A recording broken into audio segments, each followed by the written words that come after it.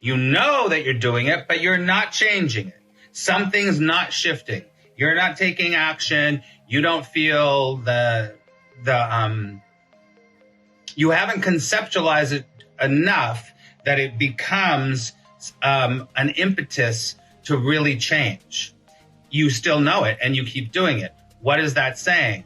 The worst thing is to say, well, I did that. The even worse thing is to say, well, I did that again.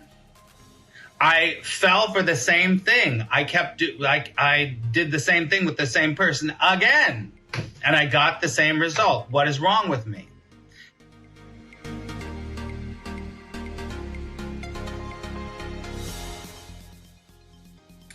Today's topic is patterns. And I'm saying patterns and pathologies, right?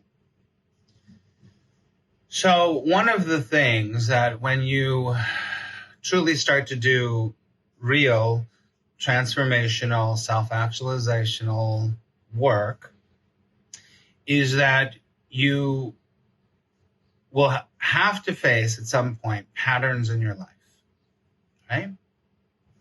Now, patterns come in many forms, right? And we're talking about physical patterns, psychological patterns, especially psychological patterns, which are mental patterns, that you discover about yourself, right? So patterns in our life or pathologies in our life are the things that are the building blocks of how we experience life. Let me say that again. The patterns or pathologies in our life are the building blocks of how we experience life, right? So when you start to do real transformational, self-actualizational work, it's not even a word, but I'm going to say it anyway. You have to start to face your psychological, mental, even physical patterns and pathologies. So patterns can be positive patterns. They can be negative patterns. They can just be a pattern. Ultimately, we want to get to a point where we don't label them bad pattern, good pattern. Why would we not do that? It's okay to do that at the beginning, but ultimately for your real waking up from the dream and having real spiritual awakening, we have to let go of any kind of label, right? And a label keeps us what? In duality. So you say, that's a bad pattern, that's a good pattern. That's a bad pattern, that's a good pattern. Ultimately, a bad pattern tends to be a pathology. And that's something that you habitually are doing over and over. You're thinking over and over. You're conceptualizing over and over and over. That is not helping you. That is keeping you either stuck or makes you feel like you're going backwards. You understand what I'm saying? So we want to start by identifying patterns, okay? So why would we want to identify patterns? You will start to see them automatically, right? And some of you that are watching right now already have identified patterns, right? Why we want to do that? We want to do this because if we don't do this, then the pattern or the pathology controls us. And I'm not going to say the opposite, then we don't control the pathology, because control is the worst part of it. So we don't want any more control. Control is usually one of the main factors in creating a pathology or a pattern in your life. Does that make sense? Because you want control. Many times in our lives, a pattern or a pathology is created from the survival mechanism. In order to survive in the environment that you're in, you have to create a pattern. Now, that pattern could be a very, very habitual way of thinking. Here's a pattern. If I'm vulnerable, I will be hurt. That's a pattern. That's a pattern. And listen to me very clearly. That pattern is a thought because of an experience that you had when you were younger, usually. So this thought pattern is recreated over and over and over and over and over. So because of when you were younger, you were vulnerable and you got hurt. This is classic. Everybody can have that in their life. Everyone does have that in their life, basically. But not everyone makes a pattern or a belief out of that pattern. They don't say, well, then I will never be vulnerable.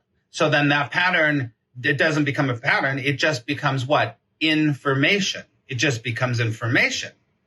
And so when it becomes information, then you become the master of your destiny instead of being at the effect of this belief. Does that make sense? So you want to really understand where your subconscious and even conscious mind has created a pattern, right? The pattern could be a million things. It could be a million things. A pathology gets into when the pathology, this is my definition of pathology. Just listen to me. My definition of pathology is when this thought form, this belief, this pattern of being in your life is keeping you stuck, is keeping the ego controlling your life. You understand? If you're honest with yourself, you will start to discover lots of patterns. Now, this is why therapy is good. Good therapy is good. Because in good therapy, you will discover stuff about yourself that you go, oh, shit. That's exactly what I'm doing.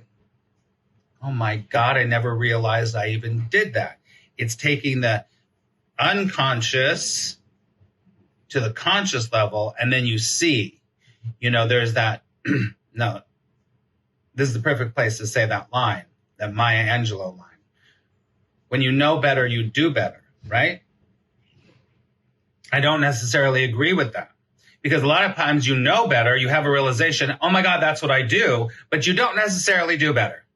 A lot of people are like that. They know their patterns, they know their pathologies, but they're not necessarily doing any better. I think you can relate to that on some level, right? You can relate to that. You know that you're doing it, but you're not changing it. Something's not shifting. You're not taking action. You don't feel you haven't conceptualized it enough that it becomes an impetus to really change. You still know it and you keep doing it. What is that saying? The worst thing is to say, well, I did that. The even worse thing is to say, well, I did that again. I fell for the same thing. I did the same thing with the same person again, and I got the same result. What is wrong with me? This is what patterns and pathologies can do to us, right? Pathologies especially, right? Now positive patterns are very good.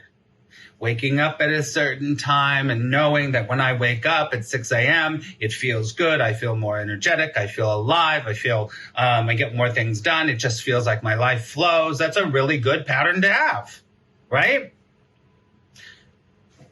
But then there's also the pattern of procrastination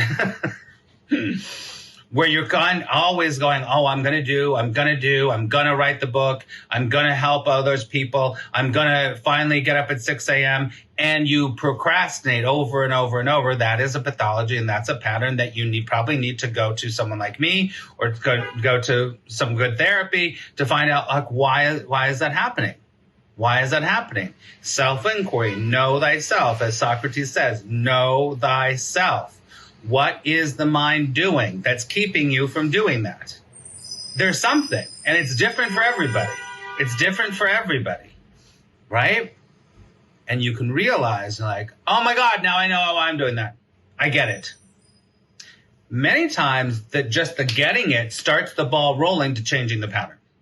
Many times. Not always. Sometimes you have to be like, okay, I realize the pattern. I realize that pathology that I've been doing, and I have to slowly start to say, oh, there it is. Oh, there it is. So in kind of conclusion here, I just want to, just three things. You might want to write this down. I'm a big fan of writing things down. And welcome to everyone that's new here. Write this down. What do you habitually think? These are three things, but they're very important. What do you habitually think? What do you habitually do? And what do you habitually say? Think, do, say. Write those down. This is one of the things I have my students do. What is it that you're doing all the time? What is it that you're thinking all the time? What is it that you're saying all the time? It's huge, huge, because you don't even realize it.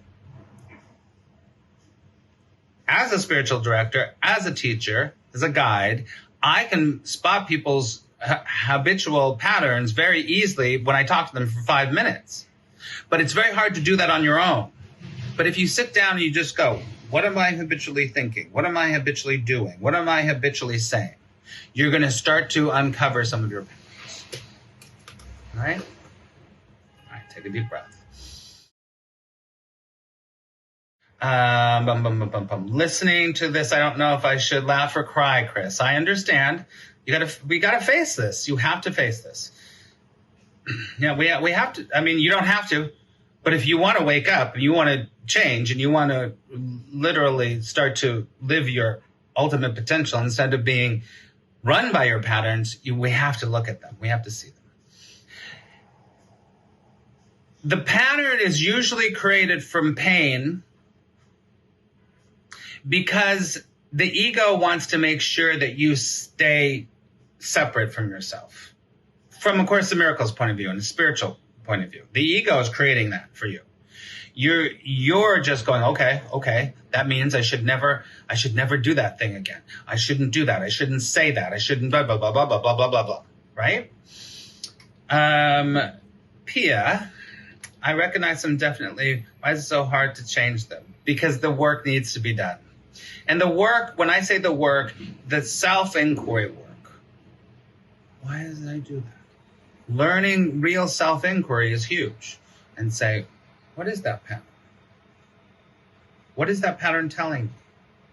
Why would I want that message that the pattern tells me? I can't fix it for you. But you can go inside and go, oh, shit. Now I know. That's the work. Seeing the pattern, I don't know what to do to change it. This is exactly what I just said. It's about personal accountability, recognize and own the pattern. Yes, but it's not always just about accountability, Carmen. It's about, because accountability sounds a little bit like you have to push yourself. You don't have to push yourself. You just have to recognize. It's just a recognition. And you're right, though, Carmen. I'm not disagreeing with you. I'm just saying, try to just have recognition. I mean, that recognition, right? Ask question, what's the root cause? Right, that's very good, Laura. That's it. This is self-inquiry. You sit quietly. You realize the pattern. Every time I do this, I do this. Every time people say this, I do this. Oh, that's what it is. Why am I doing that? You sit quietly. Ask and you shall receive. What is that answer? We have to. You know, in the Course in Miracles, it says you have to know the problem before it can be solved. This is the truth. In order to truly wake up, and you're all waking up, we're all waking up, you have to understand the problem. Otherwise, you don't know it's a problem. Feels helpful, but I'm not happy. You don't have to be happy. That's a belief. You recognize, how do you stop it? Don't try to stop it. Don't try to stop it. You need to see it, and you need to see the consequence of it. And so the consequence of your pattern have to become so, you have to see it so clearly, and the consequences of the pattern have to feel so diametrically opposed to the truth of who you are that you just don't do it anymore. Do you understand? You just don't do it anymore. And this is a process. This is a process. You allow yourself to be like, oh, let me look at that. Okay, let me look at that. It's very important what I just said.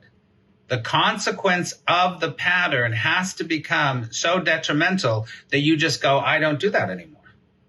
And it's very easy. It's not like the lightning coming out of the sky and God saying, yes. No, you will literally go, it's like this. I put a meme up yesterday on Instagram from something I said. It's like, and you know this, worrying is like praying for exactly what you don't want. Why would you do that? Why would you worry? So worrying is a pattern. Worrying is a habit. So when people realize, oh God, this worrying thing is making more of what I don't want, and you realize that's what you don't want, your worrying goes way down. You just go, I'm not going to worry anymore, because that doesn't work. Does that make sense? The consequences having to be more important than the pattern, especially with emotional eating. Yeah, of course, Debbie. Of course. With anything. This is how you heal. This is how you wake up. The consequences have to be you have to realize the consequences, and you have to know yourself well enough. The point is that most people, we're trying to all remember the truth of who we really are. And if you can remember the truth of who you really are, the truth of who you really are, I can't tell you what the truth is, but you know it. You've just forgotten it. You've gone away from it. You've gone away from it, as Osho says. It's like you've left your name. You've left your address. And so God is, look at the latest video I just put up about Osho, about your destiny is looking for you. When you know who you really are, when you rediscovered the truth of who you are, those patterns just go, they melt away.